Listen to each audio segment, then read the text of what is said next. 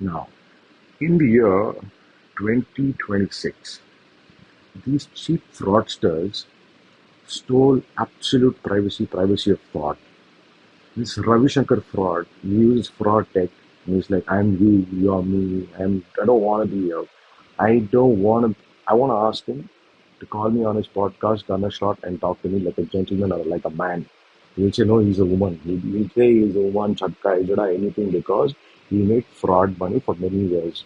And he comes from a cheap organization.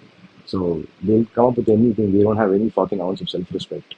They apparently wore uniform. I don't know what kind of uniform.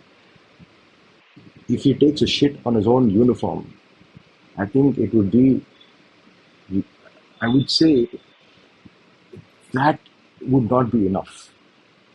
They did that level of inhuman, cheap ways of making money and cheap exploitation of the human mind and robbing away privacy, personal life of an entire family of four people.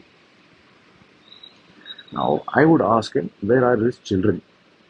I am 100% sure his fraudsters children, his basic children, his children basically would genuinely be doing what the fuck they love. They don't have any rules. They didn't lose privacy of thought. These fraudsters, they want to call themselves their alcoholics, their father. They're just cheap people who have, like for example, if I ask Anil Chavan, he sucks his daughter's vagina. Does he sell his daughter for slavery of sex? I mean, he might because he comes from such a region, which is they know which part of India. However, if I say that, does it upset him? Of course, it upsets any father. Similarly, using anyone else's family, children is very upsetting for the family member as well. They've literally taken away health, privacy, personal life. Nobody is healthy in my home, okay, in my actual biological home. These frauds just put one Om symbol and destroyed us, and they're saying it is some great thing they have done by putting a religious symbol. I don't think any institution has taken a big shit on a symbol, Om symbol, as much as these fraudsters have.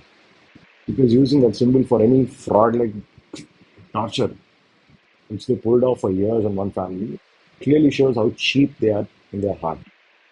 He genuinely is a cheap person, this Anil fraud, because he has to go and find ways to, do some things with other countries, not one individual.